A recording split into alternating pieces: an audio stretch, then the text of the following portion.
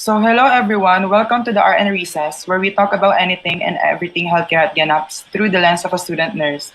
I'm your Canars host, Ray, and we have a very important topic to discuss today, one that affects many of us and our loved ones. We're dividing into the world of respiratory health, specifically walking pneumonia. Alam ko naririnig nyo o nasasagap ninyo ang balita tungkol sa walking pneumonia. So ano nga bang walking pneumonia? Ano ang pinagkaiba niya sa regular pneumonia na alam natin? At higit sa lahat, paano ba natin mapoprotektahan ng ating mga sarili laban dito? Joining me today with our other Conars Noel to talk about it. Hi, thank you, Conars, for having me. Okay, so proceed. Thank you. So let's start at the beginning. Chill-chill lang tayo. Sabay-sabay natin pag-usapan based on our own understanding na syempre based pa din sa reliable source. What exactly is walking pneumonia and how does it differ from the more traditional form? Sa akin kasi parang bihira ko lang siya naririnig pero sa pagkakaalala ko, naririnig ko na siya sa isang beses habang nanonood ako ng true crime videos. Syempre, bukod pa doon, sa nababalitaan ko, sabi doon sa video, yung isang suspect na matay daw sa walking pneumonia. Ako personally, Conars, Noel, di ko maiwasang isipin yung Walking Dead kapag narinig ko. Ikaw ba? Well, thank you, Conars, now for having me. So based on my research kasi, pag sinabi nating walking pneumonia, scientifically known as atypical pneumonia siya, no? So it is a milder form of pneumonia. It is caused by various bacteria or viruses and so on, no? Well, it is earned its nickname walking pneumonia dahil hindi siya katulad ng mga bedridden patients na may typical pneumonia, hindi siya tulad ng ganun, no? Ang walking pneumonia ay parang nakakapagsalamuha pa sa mga tao and nagagawa pa nila yung mga daily activities nila despite na ganun yung nararamdaman nila or ganun yung situation nila. So nasabihan lang sila na walking pneumonia or may pneumonia sila pero wala silang symptoms or wala silang, hindi mo napapansin na merong problema sa kanila. Kaya tinawag walking. Baga naglalakad, no? Naglalakad yung pneumonia, yung sakit na yun. Pero hindi mo napapansin, nandyan pala. So nakakaloka pala siya no, Conars. Sino makakapagsabi na kasabay ko pala sa jeep nung isang araw akala ko nasabid lang ng bongga, may walking pneumonia na pala. So it's important talaga to stay aware at para maprotektahan ang sarili. Usually, ano bang signs na pwedeng suspect ng walking pneumonia?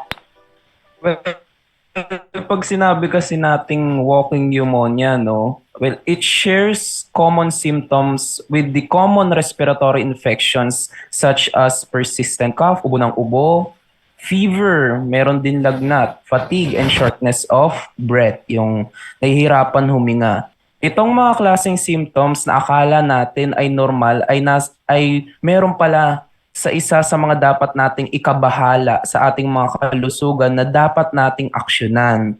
Ang mga sintomas ng walking pneumonia ay mas hindi gaano kilala kaysa sa mga typical pneumonia katulad ng mga normal na paraan para ma-diagnose na positive tayo sa walking pneumonia ay yung mga may physical examination, medical history at yung mga imaging test like chest like x-rays. Oh, batak na batak si Conars sa research. Pero kidding aside, tama behavior kasi syempre as a student nurses, need talaga ng verified sources ang pinanggagalingan natin. Wala akong ibang masabi talaga bukod sa nakakabahala siya, lalo na it's holiday season na. Ako personally, I'd love to go out at mamasyal pero nakakatakot na sa dami ng mga tao sa mall. Nagkakadikit at majority wala na mas outsides. So sana malakas ako sa guardian angel ko pero of course baka sabunutan niya ako kung sa kanya ko lang iaasa. Kaya magmamas na lang ako at magpapalakas na resistensya just to be super sure. Well, very true ka dyan, no? So, sa mahal ng bilihin ngayon, napakahirap din ma-ospital at magkasakit. We need to be extra careful, lalo na if we have loved ones na bata pa or mga matatanda na kasi there are also the ones na mas at risk sa walking pneumonia. Bata, matanda, no? Actually, pag bata or mas matanda ka, mas madali kang mahawaan ng sakit dahil mas mababa yung iyong immune system. If you want your bagets and mga lolos and lolas to be healthy this holiday season, best to make sure talaga that you I couldn't agree more, Conors Noel. So, Next naman, since napag-usapan na natin yung mga symptoms, gusto ko naman mag-dive in sa topic na what if someone is diagnosed with the disease? Like, kahit gaano kaingat natin, wala it happens talaga. Kapag nangyari yon, what can they expect in terms of treatment and recovery? Well, sa tingin ko tulad ng iba, no, ang walking pneumonia nadadala lang rin sa pag-inom ng antibiotics, pahinga, pag-inom ng maraming tubig. Siyempre, importante na matapos natin ang pag-inom ng mga gamot upang mapabilis na mawala ang sakit na meron tayo. Ang recovery time naman usually naglalas within a week or a two. Pero guys, meron naman din siyempre, no, 'di ba may mga OTC drugs din, carnat, magparacetamol, kung may ubo, carbocysteine, kung sinisipon, nandiyan naman si Newsep, 'di ba? So madami tayong mga OTC drugs na available sa mga butika natin para mas madali nating malabanan yung ano. Kumbaga, nararamdaman pa lang natin OTC drugs na kagad, over the counter drugs na kagad. So, hindi naman pala ganun kahirap maggamutan sa walking pneumonia. Yes, Okay, kahit now, pa paano. let's open the floor to our viewers naman via our live chat. Do you have any questions regarding walking pneumonia? Sa mga audience, may questions ba sila? Kasi kung itatanong nyo na kumain na ako, yes. Ano din ako ng madaming tubig. So, ako, meron akong tanong. So, Yo. paano nga ba natin Okay. nalalaman, paano pala na-diagnose ang walking pneumonia? Okay. So, it can be diagnosed through blood test para malaman if merong specific organism na infected or chest x-ray para ma-identify kung meron kang abnormality sa lungs. Lagi niyong tandaan guys, huwag mag-self-diagnose, magpa-check up kaagad. Okay, sino pa may Ako. questions? So, next question. Ang walking pneumonia ba, na-treat lang ba siya with home remedies? Kasi sabi nyo nga, it's only a mild respiratory infection. Yes, it can still be treated with home remedies like rest, hydration, and gargling, no?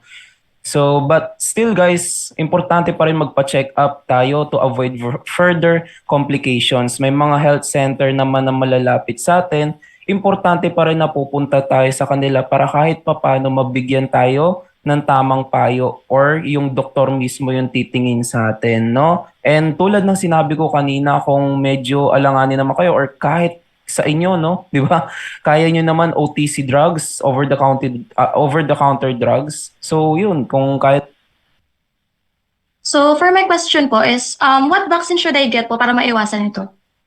you can get a flu vaccine shot every year to prevent pneumonia at para na rin makaiwas sa iba pang sakit. Isa pa sa vaccine na pwede nating gamitin, pwede natin ipaturok sa atin is yung pneumonia vaccine.